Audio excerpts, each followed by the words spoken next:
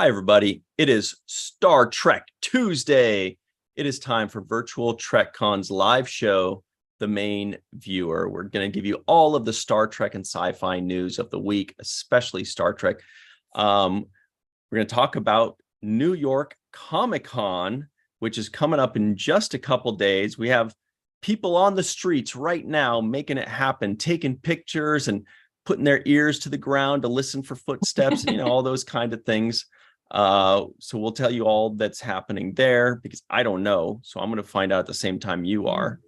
Also, just a quick update on the Writers Union, the WGA. What's going on there? Is there still a strike going on? Did they ratify this thing? Are we moving on? What's going on there? Lower Decks. Mike McMahon said a couple things that raised some eyebrows. There may be a red alert in our future, everybody. If you want Lower Decks to keep happening, we got to do something to make sure it happens. Otherwise, who knows? Complacency is the father of no more Lower Decks. That should be a saying. That reminds me of this amazing Mark Twain Lower Decks t-shirt and that Lower Decks t-shirt club that came out, which I'll have to find a picture of it. It's hilarious. Oh my God, that's brilliant. Their t-shirts are killing it. You know what else is brilliant?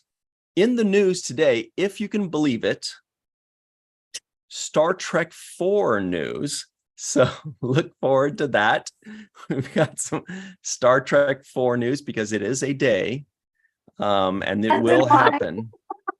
Patrick Stewart is in the news over and over again recently. We've got so much more to talk about. Also, we have officially, as of about an hour ago, votes have been tabulated. Polls are closed. The 2024 Golden Lobes finalists are here. They are ready. We've got our envelopes. I should get an envelope. Got our envelopes ready to announce the finalists. And then we will move on to the Lappy Awards, and it will be gigantic. Very exciting.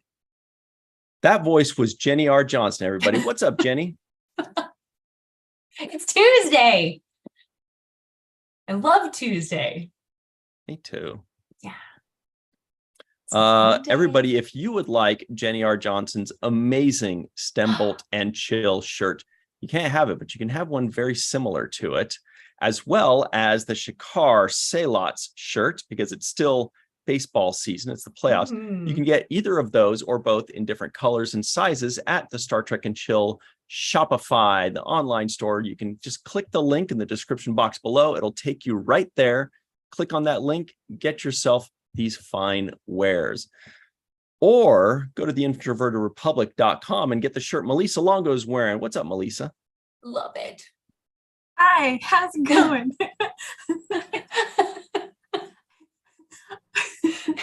I had to unmute because next door they're doing renovations, so they just now decided to start hammering stuff and drilling stuff and sawing and banging away and all that kind of jazz. So yeah. Hi, I'm happy to be here. Yay. Introverted Republic at Walking Art, made by Melissa.com. You should have heard before we went live. We forgot to hit record. Before we went live, Melissa was talking about, she's like, these guys right next to me are banging so loud. They can't stop banging. So I got to be on mute. That's what she said. So this time I was listening, but she changed it. She's like, they're drilling and hammering. She kind of tried to change it up so it didn't sound as bad. Look, everybody, Anne-Marie's here. She's a doctor and she's wearing Uhura's earrings. Yes. And I just got back from New York Comic-Con Will Call, which is a total scene right now. Oh, cool. Oh, there's South Park in your background. Oh, yeah. Paramount has like tons and tons and tons of stuff at this. So they have like multiple booths, which we'll get to some of that later. And I had to be there the second they opened so I could see who was on the Star Trek sign. That's everybody's question. And who is on the Star Trek sign? Giorgio, Michael Burnham, Captain Pike, Mariner, and Picard. So there's already massive speculation who would even be on next year's. Yeah. Yeah. It's going to be Well, I guess it's going to be Mariner, Burnham, maybe Burnham. It might just be Mariner, Pike, and Georgiou. And Right? Chris Pine.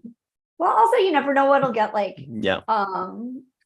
What'll get Yeah. announced. If Legacy gets announced. Oh, also the Academy series. And Right. then Yeah. the other really fun thing is when you walk into Javits Center, which is just massive, like the Star Trek built, like my camp, for some reason at Sunset, everything looked smaller. It's like a massive building, but like this poster is actually massive, like the biggest one in the whole thing. And Oh, cool. it's the first thing you see. So it's nice to see Star Trek front and center. That's awesome. Mm-hmm. Yeah. New York Comic Bullish. Con's kind of like a hub or like especially over the last few years for Star Trek and for Paramount. How Totally big is New excited York to- Comic Con? I've never been. I always know It's Long huge. Beach Comic Con is the big one. Everybody's got a Comic Con nowadays. There's Bakersfield Comic Con.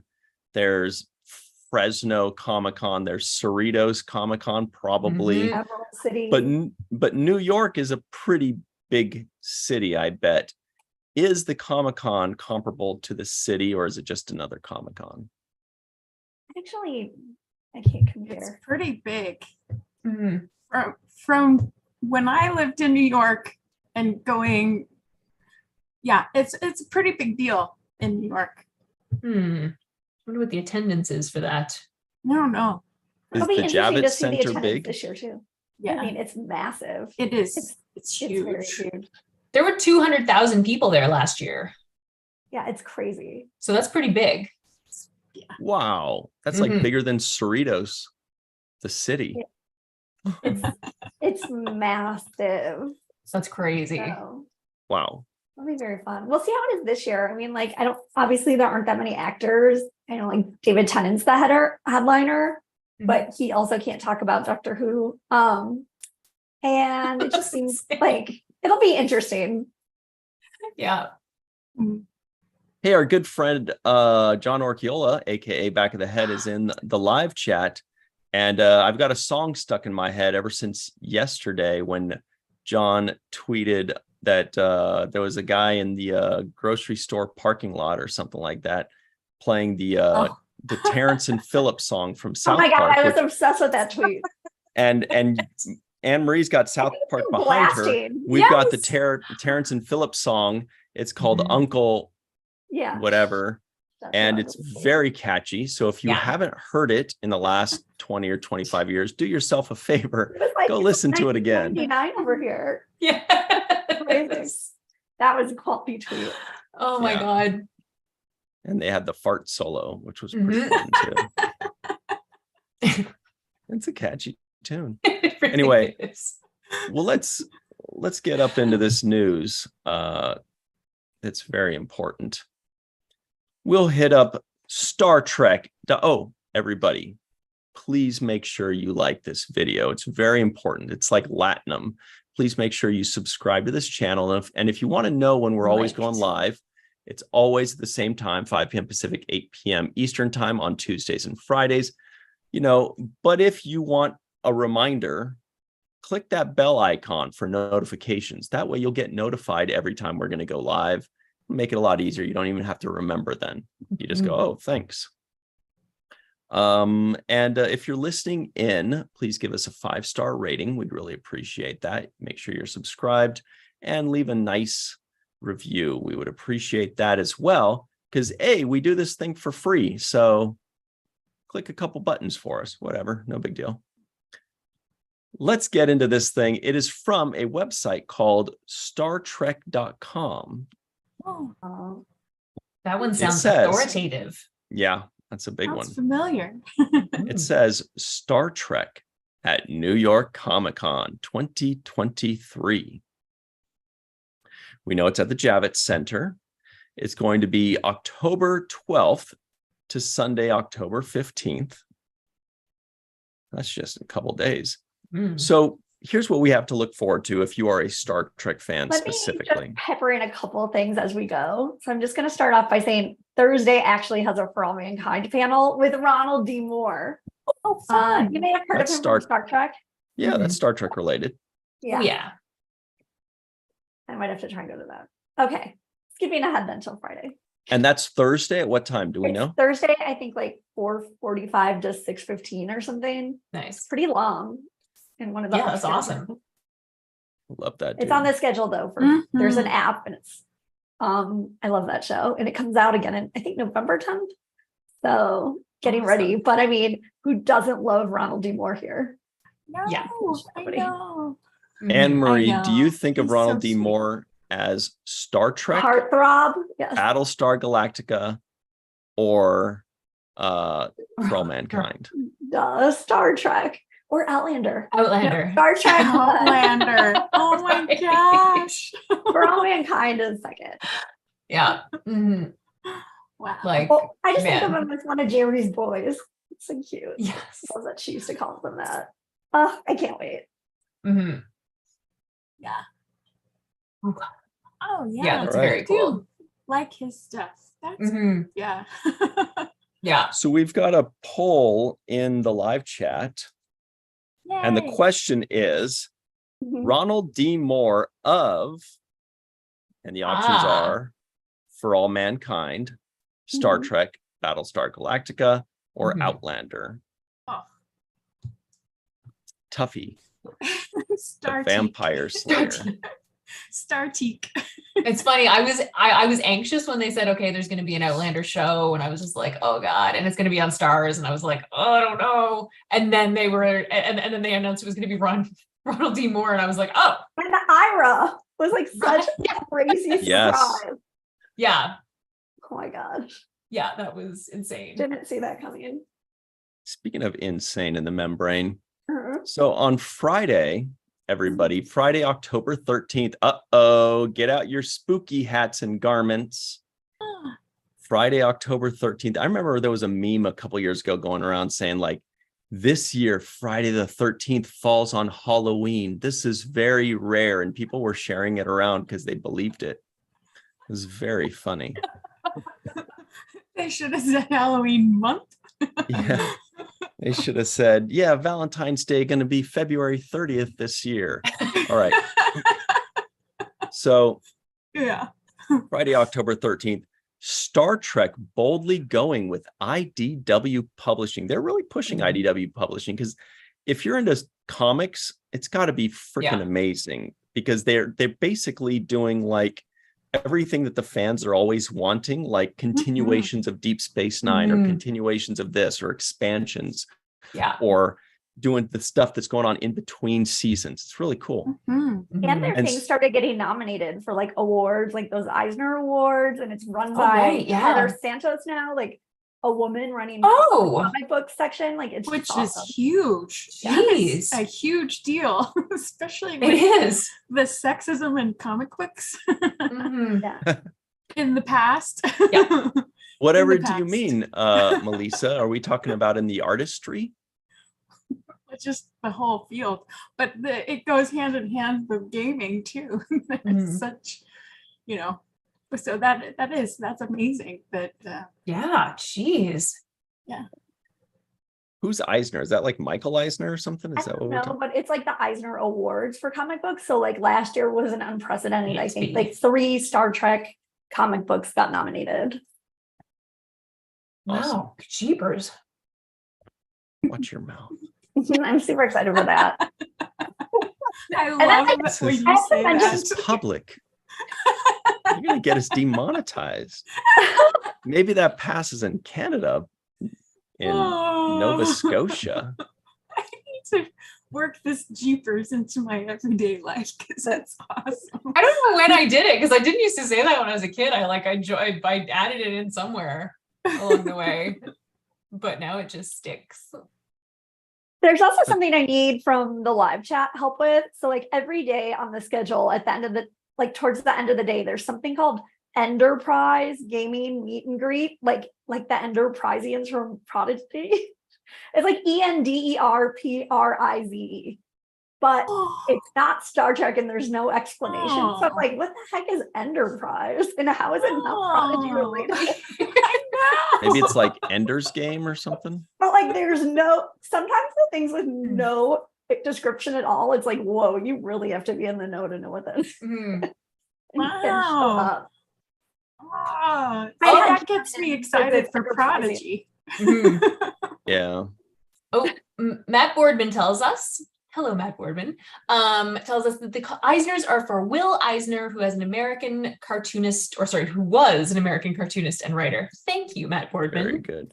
Matt Boardman. Yeah. Excellent. Perfect. Who designed 3 out of 4 of these backgrounds? Yeah. Bob D says it's a suicide booth. What? And it's gaming, I think. That's Well, weird. That is a Futurama reference? Oh. Interesting. Huh. This is what happens when they don't give us descriptions. But without context, that is a... Virtual TrekCon always gives descriptions for Yeah. schedule. That's They're true. on it. We Hire definitely that do. guy. Yeah. Yeah, sadly, we're gonna have to move on from the suicide booth Okay. and just get back to Star Trek. But I will put a footnote and say there are some mental health booths and rooms that I think are just amazing. It's so cool to have that. Oh, nice. That is great. So this says the Eisner nominated Star Trek comics embark on a bold new mission, blah, blah, blah, blah. This is 3 to 4 p.m. room 408. 408 is also the area code for which city, everybody in the live chat. 408 is the area code for which city. Then on a Saturday. Oh, wait. Okay. I have one other thing on Friday, which is Friday night with Chase Masterson.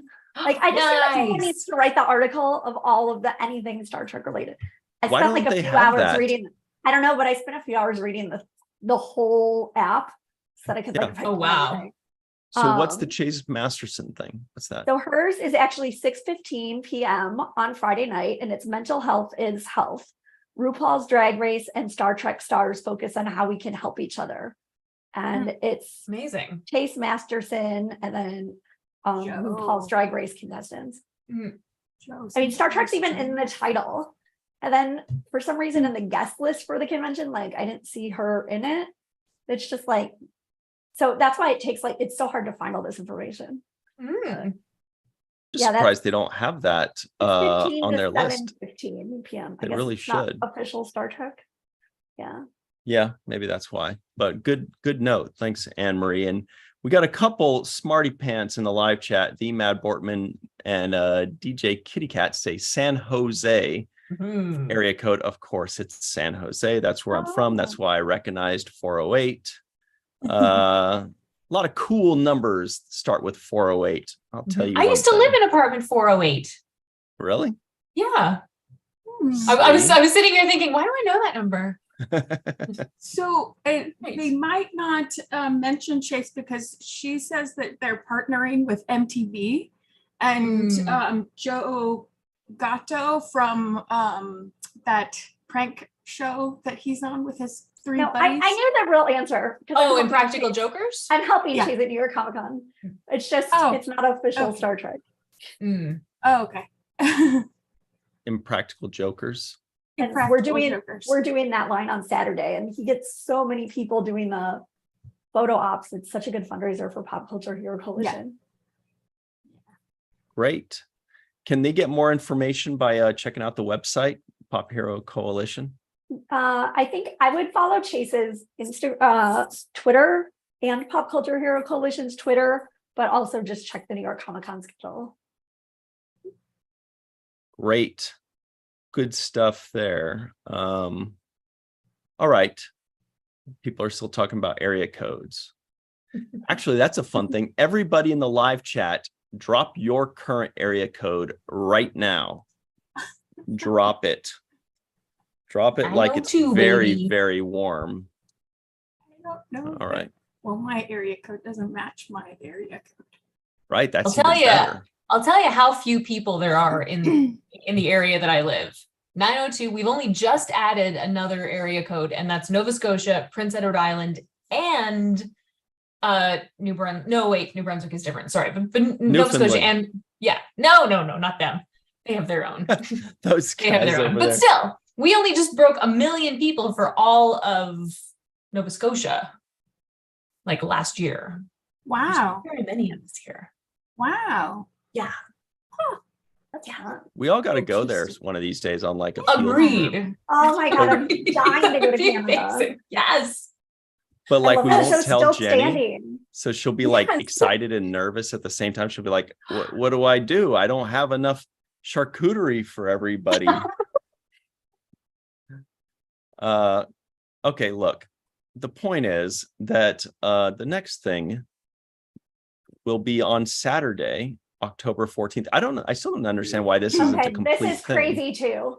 Well, because these two are just like Star Trek proper from Paramount's putting on the things. But like they're ancillary things that Star Trek fans are interested in. Like this Saturday, it's so tricky because I mean, Chase is helping at this specific time period of like 1:30 to 3. Chase is helping with the Pop Culture Hero Coalition line. And then there's also for photo ops with Joe Gatto. But then there's also the Titmouse animation panel also happening at the same time with our friend Barry Kelly. So like everything just is scheduled for this exact specific time, which is crazy, especially having Titmouse at the same time Mike McMahon's on the other stage for Star Trek. I'm like, that's crazy. Schedule it differently, guys. Everybody wants to do everything. Plus, we love that's Barry terrible. Kelly. When they schedule conflicting things like 2 Star Trek things at the same time. The only 2. When you have an entire weekend with which to work. Yeah. That's just, but I'm sure they did their best. I'm sure it's one of those things where they're like, dude, I know we tried, Yeah. I'm assuming. Look, we've got some area codes coming in. We've got 818-702-204-407, 519. I feel like I'm playing bingo or something. 646 412-804-315-360. That's a cool one. 719-808 702-317 313 in the D. Dave Gregory says 703. Lisa Reckmeyer says Northern Virginia. Phil M says 516. Pat B says 772. Linda Andreg says 773. You guys are neighbors. She says formerly 312. Glenn Iverson says 702. Maddie Ottawa says K1S0B3. That's its postal code. Yeah. Wow. All right. Good stuff. Okay. And there's also another side note too. That's before we get to the Star Trek Universe panel. The other remotely Star Trek panel that is going on at the same time is like the Hallmark Pop Culture Connections panel, where they talk about their merch. Like, and a big part of that is their itty bitties and their ornaments, of which a lot of them are Star Trek. So it's like so crazy that every remotely Star Trek thing on Saturday is this 1 hour. I'm like, I would want to go to all of them. Yeah. Okay, we're ready to do the Star Trek universe in that specific. Did we already say 209? Our good buddy Dead Purple 7 says 209. That's got to be Central Valley, California Central Valley. No, but very quickly, we wanted to close out this poll. Ronald D. Moore of, let's see what everybody said to that one. You may be surprised. 2% said Outlander. 10% said For All Mankind. 15% said Battlestar Dramatica. And 71% said Starteak? Yes. Well, that won. So that's you got 71%. I just need everybody who asked the question at the For All Mankind panel to start by saying hi, Bob. Then I can be happy. Okay, so this article says here, Star Trek Universe 1:45 to 3 p.m. on Saturday, October 14th. This is on the Empire stage. And it's featuring a special advanced screening of an all-new episode from the current season of the hit Paramount Plus original animated comedy series, Star Trek Lower Decks, plus more exciting reveals and surprises for Star Trek fans in attendance. Fun. That's with Mike McMahon and Alex Kurtzman. Kid Cudi. He'll be on the convention floor. Aw, give him a chair. Oh, that's awesome. Oh my God. That's what it says. Well, he's actually like with some massive release of his own. Wow. It says Star Trek with Kid Cudi, booth 2653. That's booth number 2653. Anne-Marie, do you want to tell us more about his big release? Oh my gosh. I was just having flashbacks to the last time they had a big booth, which was in Chicago, and it was for NFTs. Wow. Improvement. I don't really know That's anything aged well. about it, but yeah, I guess he has some big release of like his fashion line collaboration with Star Trek that's coming out, and if you click it's going to go public, I think on the 16th. Yeah. And so far what we've seen is that jacket, but if you go to his website right now, stuff is pretty expensive, so we'll see what the pricing looks like on. I think t-shirts start at like 55 plus shipping. It also says Paramount. T-shirts too? Yeah. Wow. So we'll see how much, like what, I mean, I'm all for Star Trek fashion. Oh yeah. Its game. So it'll be interesting to see, but I don't know. I personally wouldn't wear the jacket. It's funny, like I wouldn't necessarily wear it, but every time I see it, I like it more, just stylistically. Like there's something about the colors, and I'm just like, there it is. Yeah. I've been looking everywhere for a Chio-esque colorful jacket. Yes. Varsity. Yes. Varsity. Yeah. Now, you guys, also lastly, Paramount Plus will be at booth 1723. Paramount Plus, booth 1723. Here's the aforementioned jacket. This looks I like liking it more. You guys, so crazy. wear your Star Trek jacket, watch some Full House, eat some Twizzlers. Right? You know what I'm saying? Put on your That's what Debbie it is. Gibson album. Break out your poodle skirts. Yeah, It's this is it right here. The faces get your are flannel. Grease it's is the word. wild. Like I just can't like there's so little there, but there's also like so much there, you know? I think it's the purple that does it for me. mean, This what I'm purple, all for it's like the is, Fresh like, Prince or something, or in living color. Yeah. the person who has my favorite Star Trek jacket are the people who have the denim jackets with just the patches. I feel like that's actually really stylish. Cool. Like Heather Blue Fulton has one. That's cool. Superwoman at Warp has one. They're so awesome. StarTrek.com selling one for over $400. Like these jackets are interesting. Well, they got a fun legacy somehow. I guess he had like an album he's putting out, and then there's some sort of like song he's releasing called like Live Long and Rage. And then he's going to be in Fortnite. So all of that is getting released. Well, it'll be interesting. It's like just from a marketing standpoint, knowing nothing about it, it's just like there's so many moving parts to this. Like it's on so many sort of different fronts. It's very interesting. It's really interesting to watch this and be like, yeah. Wow. Okay. I love this. One interesting take. Okay. I was just going to say, like, an interesting take of this, and also as you read the app, is that I mean, obviously with the strike going on, you can't have like the actors and before you couldn't have the writers representing things. So it sort of was like born out of that, I think, to try and like look at other performers who can support this. And you can also see that in the schedule. There's like an unprecedented amount of Playbill, which is the Broadway company. Yeah.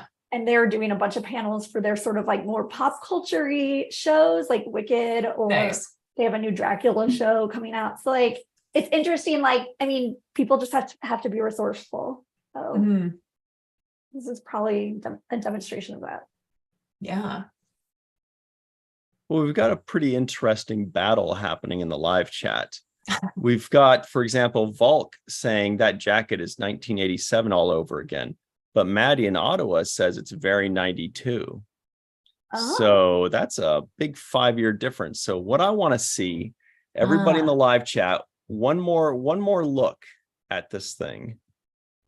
I want to see who posts wearing it first. Like, who's the first person to buy it? and tell us what year, give us the exact year that this makes you think of, this jacket right here. It's kind of got those pastels, that we know from, I don't want to give away my answer, but I'd say early 90s. The pastels of blue and purple.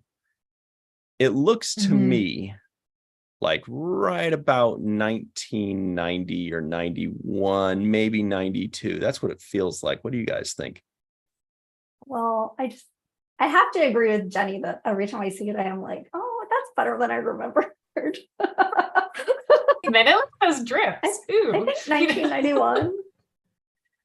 Oh, Yeah. It definitely has a very much a high school varsity Letterman's jacket feel. The sleeves and the way the Star Trek has the, those Letterman patches. Yeah. Like that. So I think those Letterman jackets span multiple decades. Oh yeah, definitely. Yeah, it's like I don't know. I'm oscillating between like 1987 and 91, 92, and it's weird too because from my experience, we were always like at least like a year behind everybody else, getting all like like all the fashion and stuff. Like grunge didn't die until well into like 96. 2 years ago. Yeah, yeah, exactly. Grunge didn't die, period. Grunge will never die. Exactly. But didn't the varsity football players in the movie Grease wear those kind of jackets too? Yes. Yeah, for Rydell High. Yeah. Yeah. Yeah, I think I'm talking more the color and the design, not so much the type of jacket. Yeah. But when you what said do we Full have? House, that made me like, Right. It's Yeah. very Yeah. Uncle Joey. Yeah. oh, it is so Joey. Right. Cut it Oh out. my I can't do it. He's Uh, gonna sell his like beaver puppet to afford it. God. Wait, what? Whatever that that beaver puppet is he had. Was he? Oh, That's an the episode. beaver puppet. Didn't the beaver puppet sound like Gollum, if I remember correctly? Yeah, Was he I like, think so. hello, A little bit, the yes. beaver puppet, right? was- And it's yeah. a He was a cousin of woodchuck. Gollum. He was a Woodchuck. woodchuck. Okay, yes. Wasn't he? Like it had like, yeah, it must have been because it was like, I was like, it has teeth. What do you know about? Yeah. Beavers have teeth. I don't know. Yeah, I wasn't a How do you think beaver. they chop down entire trees with their teeth? It's quite impressive. I Yeah. don't know. I feel like Okay, yeah. so to put a pin on this, here are the numbers we're hearing on the live chat. Definitely 80s. Catherine Sage says 1975. Dead Purple 7 says 94. Greg says 92. Chris Marshall says 93. Jeanne Sayers says 92. DJ Kitty Cat says 1989. Bob D says 91, 92. Winter season. Mona says 1987. John Davis says 80s. DJ Kitty Cat says early 90s. Chuck A says 1899. He knows Wow. something we don't. Mhm. All right. Anyway, back to work, everybody. Enough screwing around. Let's get back into this news. I really like that jacket. I want to know, like, how do we get to hear this song? Yeah. I'm sure we'll be I able have to. so many questions. Yeah. Next item is a very quick one. This is from a website but there was called... also like a list, just to go back to that other thing really fast, the StarTrek.com thing. One thing that was really cool that they included was a list of licensed merch booths, which I feel like they don't really, I haven't seen them do that much for like other conventions. So it's cool they did that. Yeah. Yeah, we had that pulled up earlier Like a our few friends minutes with- ago. Yeah, but I forgot to like especially highlight like our friends at Hero Within, and there were a couple other good ones. So make sure to check them out if you're here. Excellent. Everybody be sure to do that. They've got a whole list. They said something to the effect of, and check out our partners. Okay, and then So there's check one that out. other person that's very important to highlight for Sunday, which is Nacelle Company has a panel with our friend Oh. Brian Vogt-Weiss, and they're talking about biker mice from Mars and some of their other new developments. And I think it's like Sunday at 1 or something. So make sure you check out Nacelle Company Awesome. on the schedule. And tell them you want to see more investigates. Yeah. Okay, now I'm done. You sure? Yes, it's just important because like they were friends of Virtual TrekCon. Yeah, no, we love Brian Volkweis and Cell Company. And yes, more investigates. You're right, Jenny R. Good point. All right. Good. Let's give this another shot, shall we? I feel like I'm trying to start up a motorcycle in the winter, which I've never done. So I don't even know if this is accurate at all. But this is from a website called CNN.com, CNN Business. They say WGA members turn in their signs at the end of their first day. Oh, that's just the whatever. Anyway, the point is, members of the Writers Guild of America union ratified a new contract with Hollywood and television studios, the WGA said in a statement released Monday. Of the 8,525 valid votes cast. Interesting. I wonder if they're hanging chads on the internet. I wonder if they're like trying to do what, like people are trying to cast fake Dominion votes or something like that. Is there something weird going on that we need to know about? Anyway, 99% of WGA members voted to ratify the new contract, which will last from September 25th to 2023 to May 1st, 2026. And so we might be doing this all over again in 2.5 years. But anyway, that is done. It is officially official, not just, officially done. It is actually voted on, ratified, whatever. There was no big surprise, but it's nice to know that there is an end to this. And the question is, what do we expect to see going back to work? What rooms this year, in the next, 2+ months that are left in this year? We know Lower Decks, they're going to be doing something. We know Strange New Worlds. Will the Starfleet Academy room get together? Will they work on the Section 31 script? Is it already done? Script? Yeah. I'm so interested in that. Yeah. Especially after that weird report about how they had it on the calendar to start filming in October 23rd or something. Right. Yeah. But also like the writers have been off since. So yeah. I'm like, was it done already? What's going on with that? Well, and doesn't it depend on how quickly they negotiate with SAG? Yeah, absolutely. Because they're not going to go back to work until SAG has the contract. Yeah, so they can write all they want, but they can't produce. Right. Well, a lot of times, the writer's room can take months. So I'm not too worried about SAG. Plus, I think, and I have no knowledge on this really, but I think that there will be some kind of settlement, some kind of agreement with SAG, maybe this week, maybe next week, might be 2 or 3 months from now if the parties are a lot farther apart than we think, but it feels like they're pretty close, I think. Well, especially to take a day off and then go back the next day. I feel like that's very promising. Yeah. Seems that way. So, but either way, even if it takes them a couple months, that'll slow down, filming for the shows that are ready to shoot.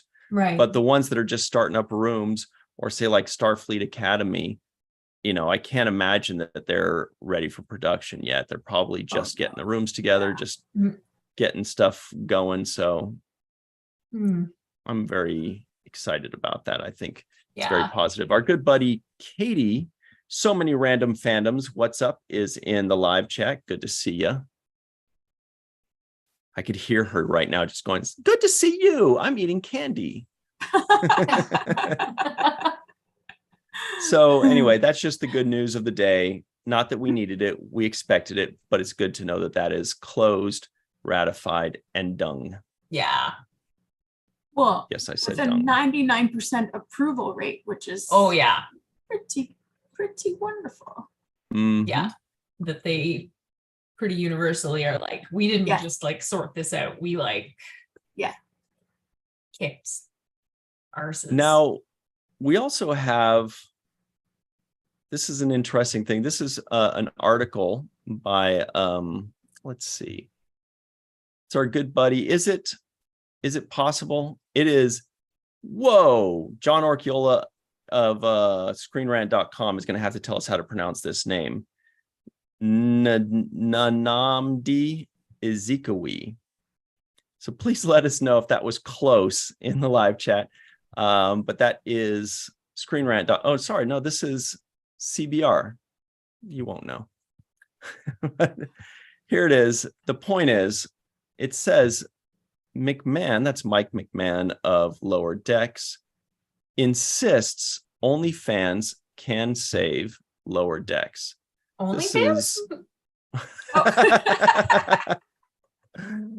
Oh, man. I mean, maybe that's the secret. First Jeepers, now OnlyFans. No, I was thinking I derailed us minor, in a minor way with the name and getting and I was like, all right, let's get back on track. And now we just got double derailed. It's even worse now. But that's a whole other side of OnlyFans. Or maybe it's not. Maybe maybe you got it right. Who knows? Well, we'll have to ask Mike McMahon, say, did you mean OnlyFans can save Lower Decks, or did you mean like OnlyFans? Anyway, it says Star Trek Picard has concluded its run while Star Trek Prodigy was canceled. Star Trek Discovery is ending in 2024, with older shows seeming to circle out of the Star Trek lineup soon to usher in Strange New Worlds and the Section 31 movie. These precedents have led Mike McMahon to believe that only fan interest can, that still works. So like this came from last Tuesday, and we kind of like when I went back and like watched the footage of these interviews and read them, it was kind of taken out of context. Like, I mean, he's just saying people need to watch the show, and then it started getting reported as like life or death, and like they're on the chopping block. I don't know, but I just don't like the doom and gloom of it. Let's hear the quote. He says, Mike McMahon says, so if you love Lower Decks as much as I do, I would say make sure to watch it and get people to watch it now. Then he continues, a letter writing campaign after a show gets canceled, it's helpful. But what's more helpful is campaigning to get more eyes on the show when it's airing, because it gives me the ability to push for more seasons. I would love to finish Lower Decks with the plan that I have for it. Interesting. The question is, what's that plan? Does he have 7 seasons in mind? Does he have 10? What's his plan? I don't know. It doesn't seem terribly doom and gloom. It seems like what he's saying is make sure to keep the enthusiasm going to prevent the possibility of, because you never know. I'm sure that Discovery didn't know they were going to be canceled until it happened. Prodigy didn't know they were going to be removed from Paramount Plus until it happened. So in his mind, he's probably thinking, we may not have a warning. The only thing we can do is to keep the fervor at the highest level to hopefully prevent that from happening. And it's a good thing to remember, because we do that. When something bad happens, we try to come to the rescue. But what if we could prevent it by just keeping that enthusiasm constantly going with hashtags, with at Star Trek on Paramount Plus and things like that, so that they're more likely to see it, I would say. I wonder if just from like a writing standpoint that, maybe he's talked to somebody and has an idea that, okay, maybe we're going to go ahead with season 6. Wait, this is 5, right? 5. Yeah. We're in 4 right now. This is 4. Sorry. Right. Yeah, or like he's pretty sure and he knows where he wants to take it, but no one will give him the like, yeah, we got you for 2 more, or 3 more, So he's like, I want to make the best possible story, and I need your help to do it. Well, and I think he's also warning against complacency and reminding us that, since Lower Decks has a 5th season green lit, don't assume that is going to be the trend, because you never know what's going to happen. Look what happened to Prodigy. It's a great show, and then it got canceled from Paramount Plus. So just don't get complacent. Yeah, that in makes a your lot of love sense for Lower Decks. And even the our tendency to, I'll get around to watching it, or I'll Right.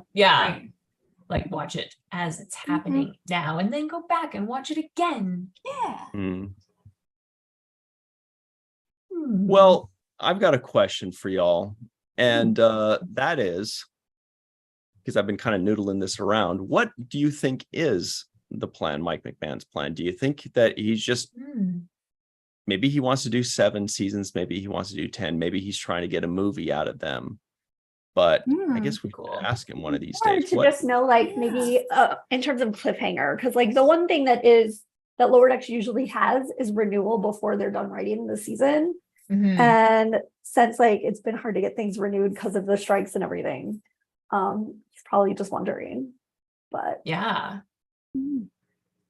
like, how do you plan to wrap up a season?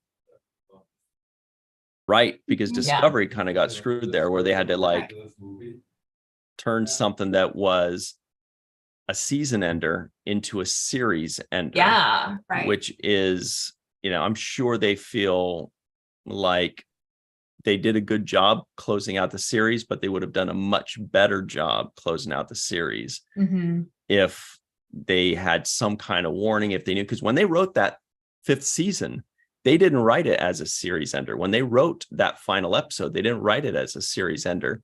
So that's always the scary thing is I'm sure a showrunner would rather have 4 seasons that they know is going to end in 4 seasons than 5 seasons and it ends when they're not expecting it.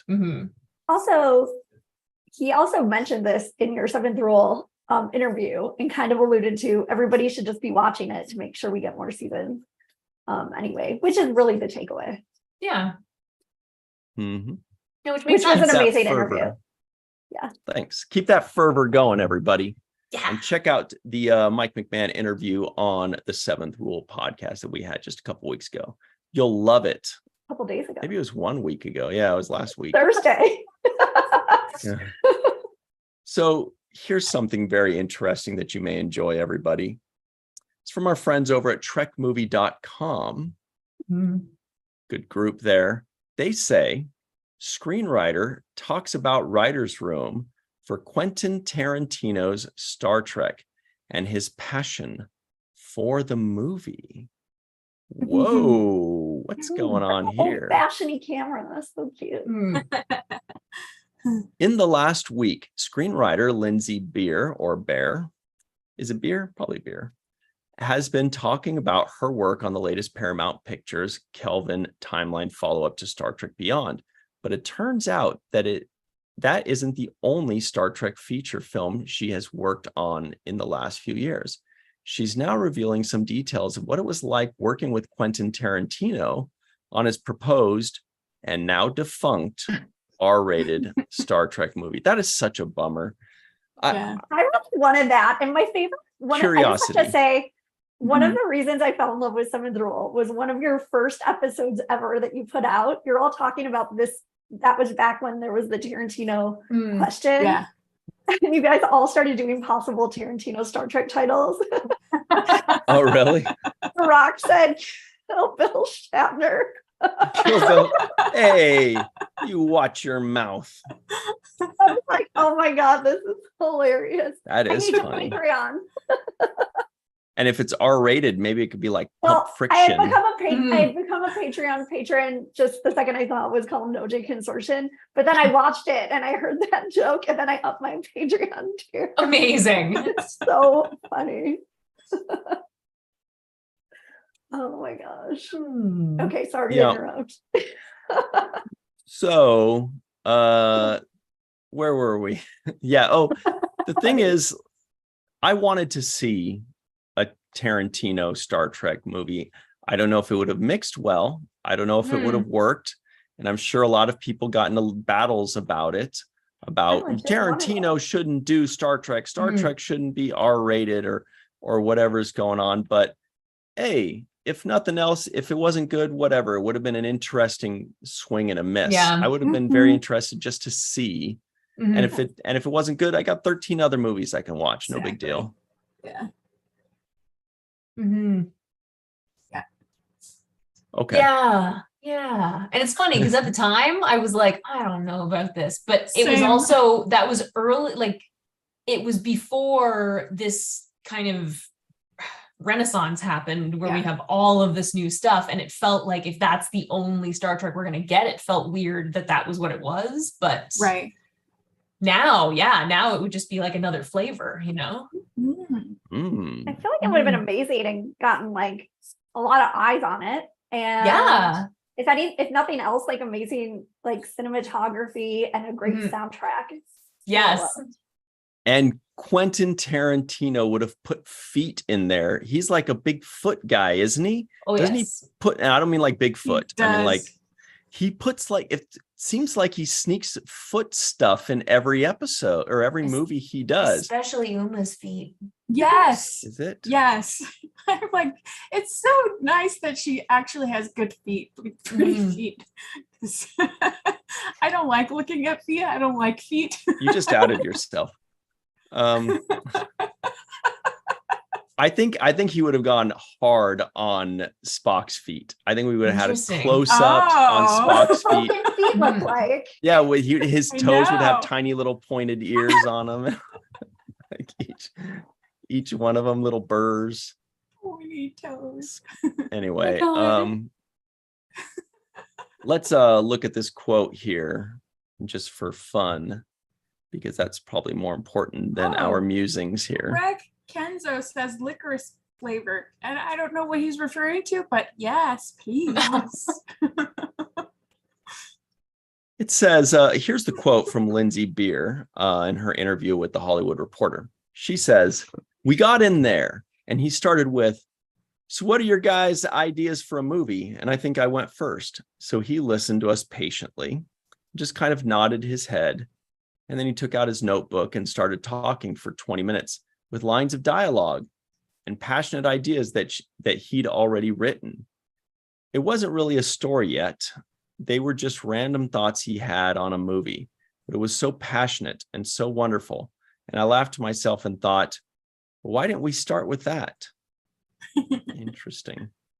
It's funny because I'm reading this and it almost sounds like comical at first, I you know, know. like, but then afterwards it kind of, the quote ends with, it ends with her basically saying, I guess she likes the ideas. I don't know. Maybe she didn't like them, but it seems like she did if she thought, why didn't we start with that?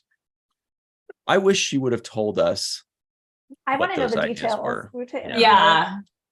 I want to know the details too.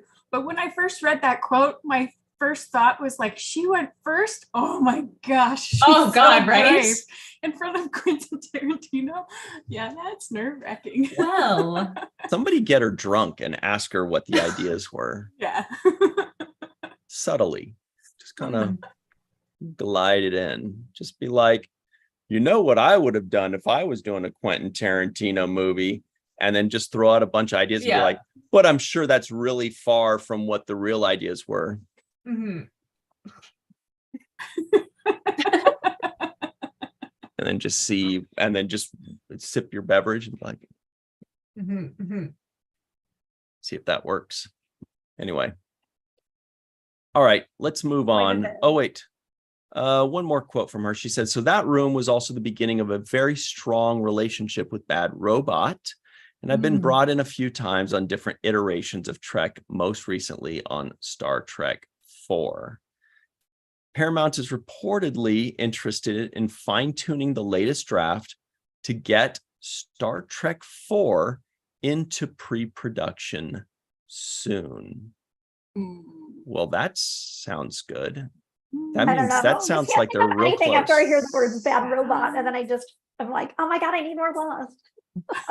I know, right? I know. Oh, we've been like classically conditioned. Yeah. Seriously.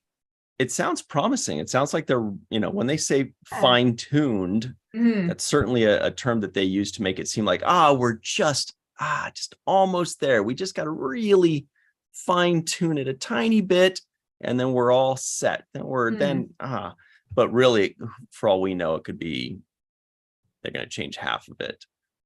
But they're saying they want to go into pre-production soon. Let's hope that happens. This is something that can actually move forward now that the WGA is good to go. So up next, here's our next item up for bid, everybody. This is from screenrant.com. Here's the one that I meant, with John Orchiola, who I asked him to help us pronounce a name. Poor guy. Didn't mean to put you on the spot. John Orchiola of Screen Rant writes, Patrick Stewart admits one Star Trek thing he copied from William Shatner's Captain Kirk. That's the intro. Here's the quote. I'm going to pull it up for everybody to read along because that's fun. It says, Patrick Stewart says, in one very specific aspect, I owe a debt of gratitude to William Shatner. There came the time when I had to record the famous Space, the Final Frontier speech that opens each episode of The Next Generation, as it did the original series. I carefully listened to Bill's voiceover in preparation to do mine and realized that there was nothing I could do to improve upon it. He'd done it perfectly. The tone and cadences spot on. So I basically did his version syllable for syllable. The only time I intentionally copied Bill's performance as the captain. That's so cool because I wonder if he had heard that 1,000 times before, because when you hear something 1,000 times before, it's really hard to not mimic that or to not think of that as the correct way to do it. I mean, he said in the Captain's documentary that his kids watch Star Trek. So like he back when he was a theater actor, he'd help put them to bed and he'd hear Star Trek in the background and then he'd go to work.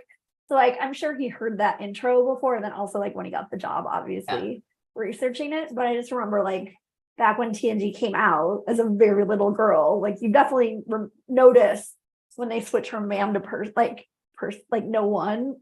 And it's I love that it still has the gravitas of Shatner and it's not just like silly and frivolous. It's just, there's something about it since they changed that one word. It's like amazing that it stays the same. Yeah. Yeah, I'm hearing both versions in my head right now, trying to hear both, but really the final frontier, he really does say it the same way. Yeah. Interesting. That is really interesting. And like especially or like timing or whatever. Yeah, but especially for an actor that, I mean, you know, and a Shakespearean actor where all of those things are so important and so thought out. But then again, Shatner's a Shakespearean actor. Yeah, exactly. Yeah. That's crazy. Yeah. Oh, yeah. The only one I can think of that's a little different is Enterprise, because I think Patrick Stewart says, these are the voyages of the Starship Enterprise, right? Where Shatner puts that delay where he says, these are the voyages of the Starship Enterprise, doesn't he? Oh, that's a good point. Isn't there a little delay in there? I don't know. More of one, yes, I think. Maybe not. Maybe I'm just like Shatnering it in my head. I'm adding the commas and the ellipses. Yeah. Yes. All right. So everybody, we've got some big news. We have the finalists for, I know, this is nuts. Actually, we should bring up, let me pull up the graphic that our good friend, Mr. Matt Boardman made for us. Let's see if I can find that one. The point is that we've got the winners. Oh, we should play that song again. That thing was amazing. Check it out, everybody. Here's the graphic that our good friend, the Matt Boardman, made for us. It is the 2024 Golden Lobes. So good. With the beautiful colors. What are those The colors from? Oh, it looks so good. The colors are the theme of the upcoming virtual TrekCon 5. What is the theme? That is still the mystery. It has not been announced yet. Everybody in the live chat, make your guesses. Where do these colors come from? What is the theme of the 2024 virtual TrekCon? It's virtual TrekCon 5. All right. So we had everybody doing the polls. We shared it around. We have our finalists for the Golden Lobes. We're not doing the Lappy Awards yet. That's next. That's even bigger and better and crazier. But for now, we've got the Golden Lobes finalists. And there are 8 categories. Category number 1 was, which 4 Star Trek characters, that's 2 boys and 2 girls, would make the best ABBA cover band? ABBA cover band. We've got the finalists are the groupings of Jake, Nog, Tendi, and Nurse Chapel. Another one is the EMH, Quark, Tasha Yar, and Uhura. Another one is La'an, Lita, Damar, and Data. The next one is Rom, Phlox, 7 of 9, and Mariner. Another one still is T'Pol, Jadzia, Kirk, and Pike. Well, that's a fun one. We've also got Archer, Ambassador Saval, Dr. Crusher, and Guinan. That's a fun one. I like that one. We've got Kira, La'an, Trip, and Tuvok. 2 more, Spock, April, Jadzia, and Lwaxana. And lastly, the EMH, Damar, La'an, and Tendi. Wow, La'an made it on 3 of these. That's interesting. Do you guys have any favorites there? That is amazing. Oh, there's so many that make me laugh. Oh.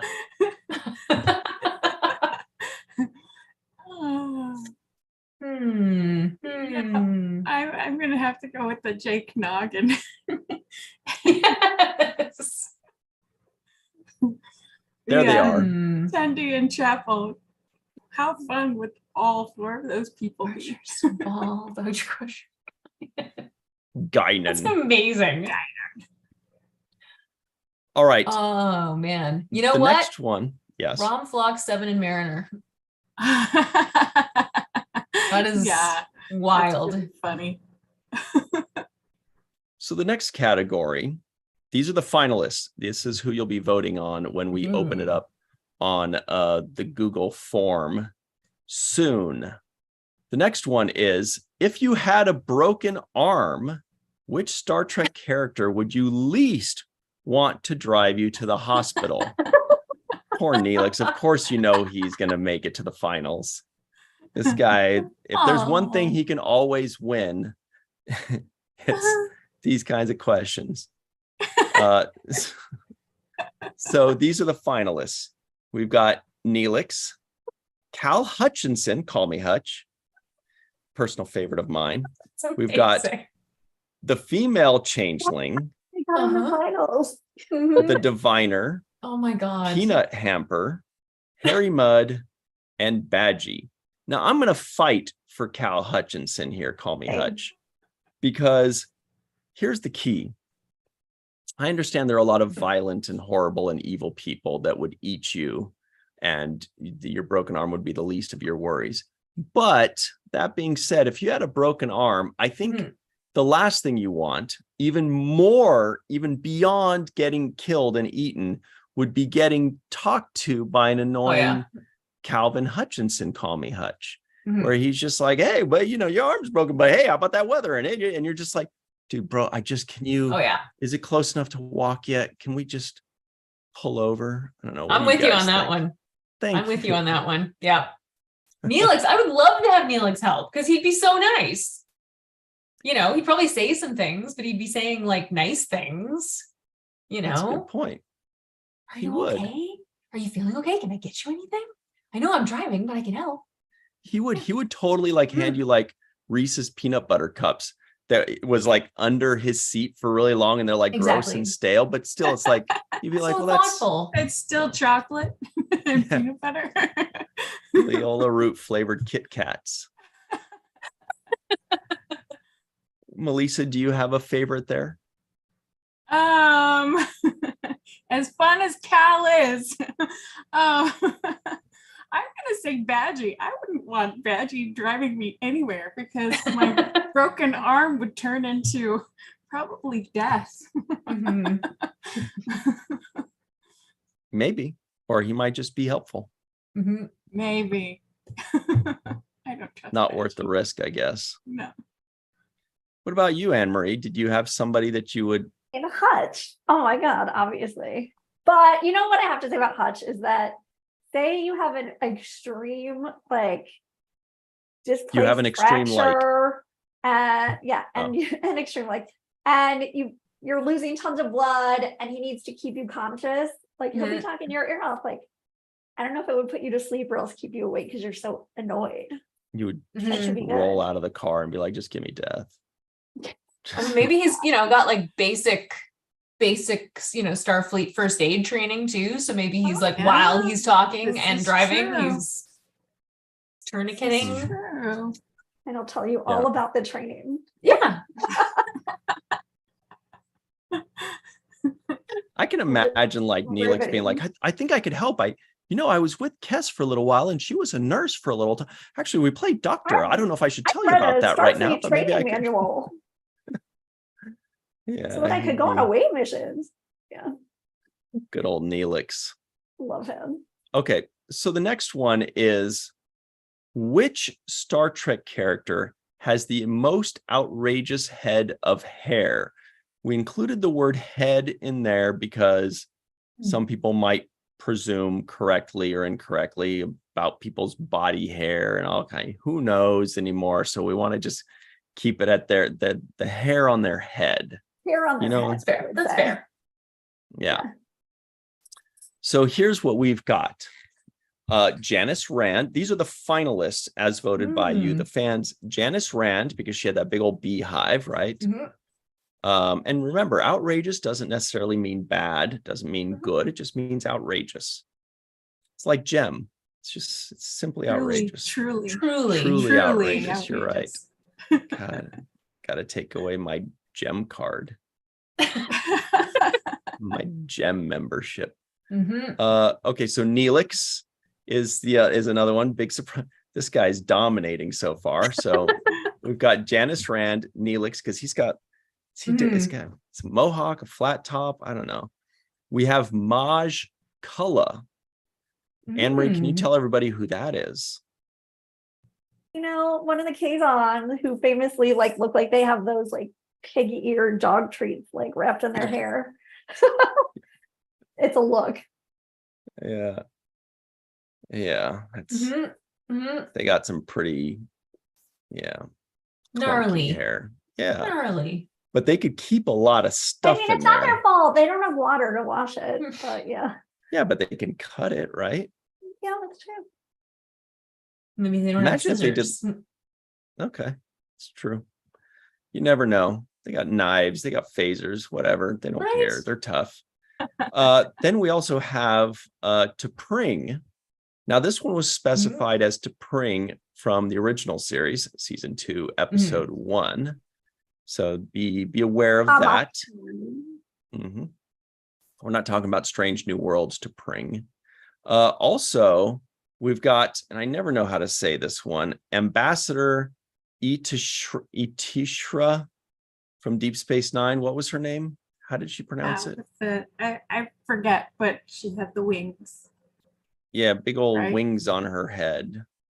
And this is a finalist. So right now they're all screaming. They're like, you don't even know how to pronounce. It's obviously Ambassador Itishra. Yeah. Then we've got, I believe this was an addition by Anne Marie. She added this one herself. Tasha Yar. I kept telling you to put it on and you wouldn't. At the rehearsal dinner from TNG Haven. season 1, episode 10, Haven. You got it. That's as outrageous as it gets because she has a blowout, and suddenly Tasha Yar has like the most volume you've ever seen in a hairdo in Star Trek, which is even more impressive because her hair is so short. Like, it's incredible. Like, that's outrageous. Yes. And then the last finalist is Sylvia from the original series. Remind me who that is. Season 2, episode 7. Sylvia. Let's look her up because the fans know. Cat's Paw? Oh, yeah. Yep, here it is. I'm going to pull it up so everybody can take a look at Sylvia's due that people voted into the finals. Ooh, that is impressive. That's an outrage. Oh. All right. So those are the finalists for that category. Let's see what everybody's saying. Dave Gregory says the Kazon, worst hair in the quadrant. Did you see Kess's? Just kidding. That's rude. Anyway, what about the Kazon have like, oh, sorry. I feel like the Kazon, maybe they have like their hair is like unusually difficult to cut. And they're just like, damn it, let's get these stupid dog things. They hold it well. You know? Maybe it's like a show of pride. Maybe like you know, like the Ferengi and the Klingons are sharpening their teeth. You know, they want to look gnarlier and gnarlier. Right? Maybe the Kazons are just like, yeah, I want my hair to be big and scary and intimidating. Exactly. All right. So up next is, here was a fun one. What's the weirdest Star Trek episode title of any Star Trek? We have 6 finalists. Out of 900. I know. Well, because a lot of them are just like chill titles. Like I saw that meme where, did you guys see that meme that had Anakin Skywalker and Obi-Wan Kenobi talking? And Obi-Wan says, Annie, did I ever tell you my favorite Star Trek episode? Anakin says, no. And it shows cut to The Higher Ground from TNG, which is a great Star Wars reference from the third movie. What was the third movie? The Revenge of the Sith or something? Yeah. Where he burns them up and chops them to pieces. It was the 6th movie. No, it was the 3rd. Well, in their order. Yeah. Production order 6th. In universe order 3rd. Anyway, that was very funny. So the next thing is what's the weirdest Star Trek episode title? Bread and Circuses, season 2, episode 25 of the original series. There's that Latin one that I just never know how to pronounce in Deep Space Nine, season 7, episode 16, Inter Armin Enum Silent Legolas. There's that one. Then we have season 1, episode 4 of Lower Decks, Moist Vessel. Oh, yeah. Moist Vessel. What was it again? I don't know, but it's Moist Vessel. Then there's another Lower Decks one, I Excretus, also weird. Then we've got another one that is clearly Latin, season 1 of episode 8 of Discovery, Si Vis Pacem Parabellum. Ones that are Parabellum. But the one that's like 20 Latin words, I thought would make it in the Discovery episode. Ooh. And the last one is the original series episode, For the World is Hollow, and I have touched the sky. Oh, I love that title. Like that, yeah. That's not a weird one. It's not weird. Well, That's pretty. But to each their own. It can be pretty and weird. Like it might be weird because, like, what does that mean? It's true. But that was a late edition that did well.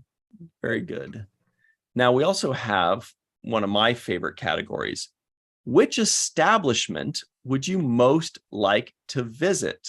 And I'm very happy that there were a few additions because it's important. You know, we kind of auto-populate a few of these, but these are made to just give you ideas, and then you guys go out and fill out your favorites. And so I'm very happy whenever we see like some additions that people make that do really well. That's the most important. So a couple of the obvious ones, let's just knock them out. Quark's Bar and 10 Forward, two establishments people would love to go to or visit. Then we've got Cisco's. Good one. You know, on Earth. That's a great one. We've got Vic's Lounge. That's Vic Fontaine's bar or lounge. We have the Bozeman, Montana theme park from Lower Decks. I'm fighting for that one. Hilarious. Amazing. That's a great one. I don't know if everybody's seen that one, but in that episode, they visit Bozeman, Montana, and it's got a First Contact theme park, which is just too much fun. So awesome. And lastly, we have Chez Sandrine. Yes, I voted for that one. That's amazing. Constantly. That place rules.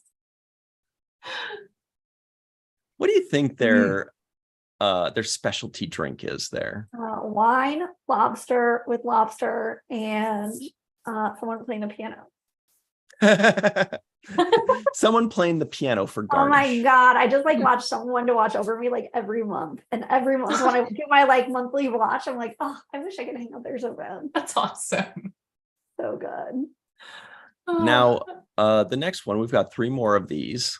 The next category is which Star Trek original series character do you think would win a pie eating contest? Because we know this is canon. It's Breaking Bad canon. Because in Breaking Bad, they had a pie eating contest. The guy wrote a Star Trek fan film about a pie eating contest from the original series, and it was a very funny thing. So make sure you go check that out. Google it if you haven't seen it. The finalists, as voted by you, the fans, are as followed in alphabetical order: Kirk, Chekhov, Scotty, Bones, Sulu, and Lieutenant Kyle. That's not alphabetical order. Wait, can you say that one more time? Captain Kirk, Yeah. Chekhov, Scotty, Bones, that's Dr. McCoy, Sulu, and Lieutenant Kyle bringing up the rear. For him. Interesting. So those were the 6 finalists as voted by the fans. Chekhov, and I agreed with Mike Schmidt's reasoning, which is that I'm sure he would say pie eating contests were invented by like a little old lady in Russia. Probably very good at it. But what kind of pies do they have in Russia? Like a meat pie or a All kinds of pie. That'd be a whole different contest. beets, I'm sure they have berry pie. cabbage pie? Because they put berries in tea and everything. Oh, yeah. And I'm like, ooh, I'm going to Russian for dinner Thursday. Sounds I should check their pie menu. ooh, nice. Pie menu. Mm. Sounds delicious. Oh, Okay. pie. I just want Chekhov to win We're just like pie. because that's like the Breaking Bad thing. Watch the Breaking Bad thing. So I just want it to be like The animation of it. canon. Oh my God. Yes, animated. I just want it to be like canon officially as voted in by the fans, which is not canon at all. The last 2. This is a fun one. People went nuts on this one. Which 2 characters would make the funniest Tuvix combo? This was inspired, of course, by Tuvix, but also by the Lower Decks episode Tuvix, where they were combining people. And it must have been so much fun in the writer's room. So we get to have that fun ourselves. Here they are, including their names, because they all have names. There was Tasha, Yar, and Data combined to form Tata. Tasha and Data. We have Picard and Loxana combined to be Pixana. We have Quark and Odo combined to be Quodo. We've got Shax and Kira combined to make Shakira. Their hips don't lie. They do. I caught them. We have an oldie but a goodie, Kirk and Spock combined to be Cock. Yeah, that's why I voted for that one. Just because you want Just to make you force say me it. to say it. Yeah. Whatever happened to Spark? Yeah. Spurk. That cock Or spurks. spork.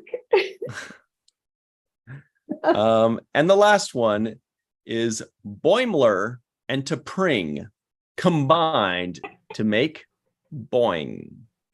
Boing. Well, I feel like aside from the names, Picard and Loxana would be such a good episode. And at the end of Oh the my episode, God. Picard would have learned something. Oh yeah, You know? Definitely. And it would have been a really great Loxana wouldn't have pan learned out. anything. Mhm. No. But it would have been such a great pan out from Picard's quarters as he likes to. So. Yeah, but Mhm. Quark and Odo would definitely learn something from each other. You know, they'd probably Mhm. kiss. And Tasha and Data would never leave their room. They'd be like, whoa, this is like a party. Look at all these things I got. Really Anyway. would see the writhing. Yeah. Lastly is, which two characters that hated each other do you think secretly loved each other or had a crush on each other? You know, because there's a fine line between love and hate. Sometimes characters that hate each other secretly love each other, and they're just mad that they love that person. They have a crush on them. Like, for example, Kira and Ducat. Everybody knows that those two always secretly were madly in love. What's up, Draco Rex in the live chat? Oh Good to my see God. you. See you this weekend, I hope. Mm-hmm. So here are the answers. Take that back. Shockingly, Kira and Ducat did not make the finals. Yeah. The voters What? eliminated Yeah. that couple, that power couple. I'm so mad at this. A lesser person than I would have snuck them in anyway. Oh my God. But here are the finalists that you did vote in. Kira and Ducat. No, I'm just kidding. I did not think it. I wanted to, but I didn't. Kira and Ducat. No, not them. Cisco and Solok. That was the Vulcan where they're wrestling in what's the baseball one called? Take me out to the Holosphere. Thank you. You know, they're always like wrestling and they're like, you keep beating me, but I want to keep trying. I think I got you. That's a good pin. I can't get out of that pin. Maybe if I'm going to bite your ear. Why are you licking my ear? I'm just tasting it because I'm going to eat you for lunch. Anyway. So there's Cisco and Solok. I want that to win now. I love it. Oh my God. I got a picture of the kissing of Yeah, me too. Totally. And Solok is like, humans are terrible at this. And Cisco's like, what do you mean? And Solok's like, well, it is obvious that it would be more enjoyable, painful, if you kissed the lower part of my ear instead of the top part. And then he's like, yeah, I'm so mad at you. I'm going to do it now. Anyway.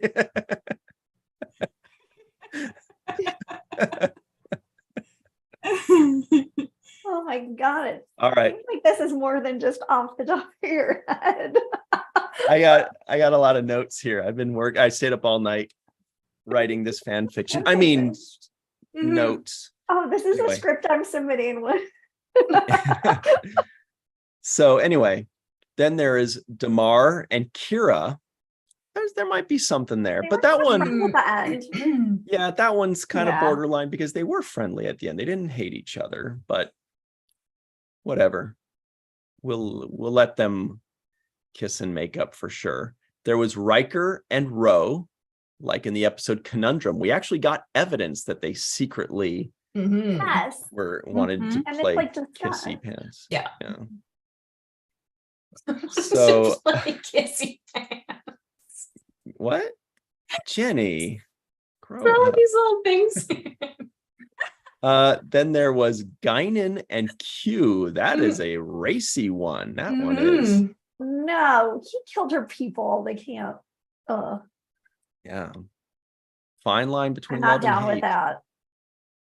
When she went like this, maybe she was like grr, rawr, meow. Like that. Maybe. I like that he called her an imp.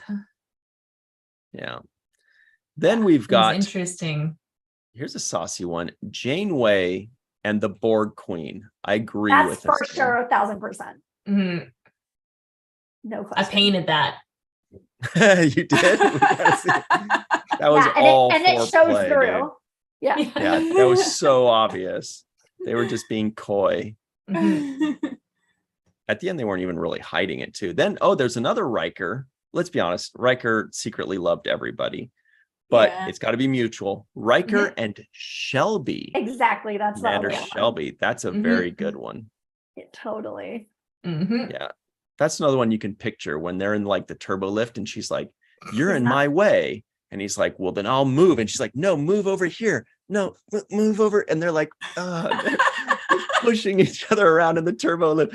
No, you're still in my way. What about if I wiggle like this? No, you're still in my Amazing. fun category. I love these little plays. We need to have somebody draw these scenarios to put next to the where Amazing. just forever in her way, and she's trying to move them around. You need a little animated thing, and then Ryan narrating the. I think animated gets scary. The last one is Q and Picard. That one's obvious. Of course, there's something they've going been on in with bed those together. guys. Mm-hmm. Right. When Picard like, pulled up his thing. Okay. Oh, So I think we've done enough damage today. oh my That was gosh. amazing. There are a lot of Yes. people. They're going to send me their therapy bill. No, it was We'll pay half. We'll pay half. It was great. That's fair. Okay. Oh, Well- Sci-Fi guy's here too. Hey, what's up, Andre? sci-fi guy? What's up, Andre? Nice. He says Oh. Remick and the Parasite Queen. Oh, Ah. from Conspiracy. Yeah. Yeah. He's all like, hey, baby. And Conspiracy, she's all like, Contagion, open your mouth. He So- also says Saru and Emperor Giorgio. Oh, definitely. Mm-hmm. So, really fast, do you want to show the Lower Decks preview pictures for this week? Oh. Or no? Because we're out of time. Yes. Here they are. Gearing up to be a big one. I know, like Phil Murphy, the background prop guy, is saying this is his favorite episode of the season. Ooh. This is from trekmovie.com. First look, the evil AIs of Star Trek Lower Decks return this week and a few badges more. Oh, like a Waiting for few this. dollars more. Okay, Mhm. so they said the AIs. So that's Badgie and Agamus. Mm-hmm. Who's this guy? We've seen Peanut this guy Pepper. before too. What are they like the Oh. Dripmani or something? Wait, that's Dripmani. 3, right? So there's Agamus, Dripmani. Peanut Hamper, and Badgie. That's 3 Badgie. AIs. Mhm. But yeah, who is he? No, Peanut Hamper's not AI. She's sentient. She's Oh, a right, sentient yes. exocomp. That's from the Mhm. episode. Data proved that they're sentient. okay, good point. What was the And she found love Um, with Raw Dog. The doctor. Or I can't remember the episode title. But no the other computer, the Agimus. Adjuvant? yes. Agamus. No, but Yeah. yes, but there's like wasn't there like a one from TOS in there too? In the big room. I know. I didn't There was a recognize any of CBS the big guy, room. but I Yeah, don't know. the CBS guy was hilarious. Oh, I didn't Yeah. recognize any. Mhm. I don't remember. People I in the thought live they chat, did let one- us know. that was from 2001: A Space Odyssey. Yes, The one that yes. says Sam. Mm-hmm. Whoa. You said Sam like Glenn Allen Hill from Cheers. Sam. Amazing. Remember that? Yes. That's what it All right. reminds me of. Oh, there it is. There's to me- Agnes right there. Yeah, there we go. And there's all the AI guys that they had in their little AI jail. Oh my God. he's And look, they're re-educating watching them. Lassie. They're Oh watching my God. Lassie learn, but like be nice. Does Cute. does that dude remind anyone else of Dr. Bashir? Yes. Oh, yeah. I got Dr. Bashir vibes from this guy. Mhm, mhm. Yeah, good point. And we do have Peanut Hamper here. So there's just a whole thing going Oh, on wow. here, actually. I've been shipping Peanut Hamper and Algemus since like we saw them together first. Like that better happen. What about Raw Dog? Don't be mean to Raw Dog. Okay, I really did like their makeouts, but we all know like it's all about Peanut Hampers. That was Oh Whoa, my we got God, the love Binars this. I too. freaked when I saw this. Yes, I love this. Yeah. So everybody listening in, we've got Peanut Hamper, Agmus, Badgie, and the This is an Binars episode. from the episode Oh my God, are we gonna get 11001001. Binar lower decks? Like I'm Amazing. so excited. Oh my it God. It looks Well, like we this, really, like little segment is gonna be like a Binar. Yeah. Obviously, this is a Binar ship, so Oh, yeah, well, we really should Binar. You know, it's been forever. I'm so excited. It's a Binar ship. Wow, this is great stuff. yeah. Mhm. And then we've just got regular crew shenanigans. Boimler's hanging by a foot. There's an apple. Rutherford's going, see, I can transport this apple, or whatever he's, you know, he's telling them. And Mariner's coming up with some kooky plan. Mhm. All right. All right. Look, let's talk about the week ahead. Besides that, first, before we do that, yesterday on the Seventh Rule YouTube channel, we released our full review of Star Trek: The Next Generation, Season 2, Episode 11, Contagion. Remember Contagion? We had Dr. Trek, Larry Nemechek, joining us for that one. The full review is available right now. Go check it out. It's free. It's fun. It's juicy. You're going to love it. Larry Nemechek is awesome. Mhm. And then your Like, friends can tells you about say, those Iconian portals, which are always very hard to understand. So yes, must watch. Mhm.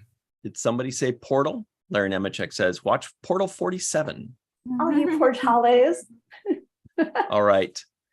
Next, we've got on tomorrow, Wednesday at 6 p.m. Pacific, 9 p.m. Eastern time. Go to the Falling Tower YouTube channel.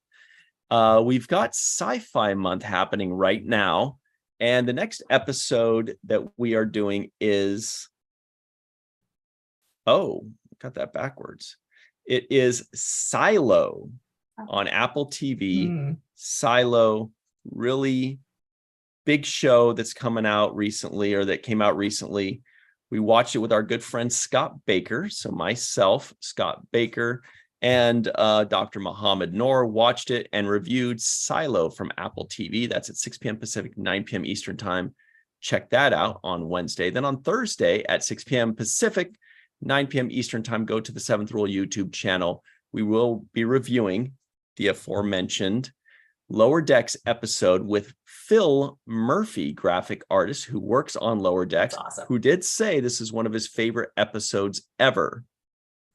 So check that out on Thursday. Watch the episode first, check out the review after. And on Sunday let's not skip ahead. Friday, 5 p.m. Pacific, 8 p.m. Eastern time. Come right back to this channel for Star Trek and Chill Live. It's a live show. It's a lot of fun. We talk about Star Trek and we chill right here on the Virtual TrekCon YouTube channel. Then on Sunday, 9 a.m. Pacific, 12 p.m. Eastern time, go to the Seventh Rule YouTube channel for our first segment review of Q Who. Remember that one? Q Who, with very special guest, VFX supervisor, superstar, artiste, Dan Curry. Oh, you mean the man responsible for those like Borg shots with like what? I Yep. mean, defining what the board looked like. Yeah. Their ships. It's just created amazing. title sequences. He Freaking created iconic. the That's look of the amazing. Borg, storyboards, all kinds of Mhm. really interesting historical stuff that he will be sharing with all of us. Oh, it's so So cool. check that out. That's it. That is our week.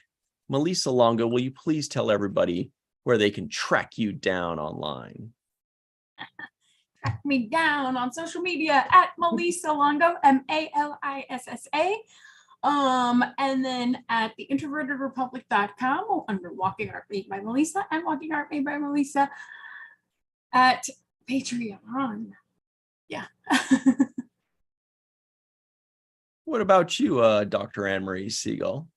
So New York Comic Con, Twitter at Anne-Marie Siegel 1. And then also, if you're following To Proudly Go, at To Proudly Go, which is our New York-based nonprofit that's LGBTQAI plus.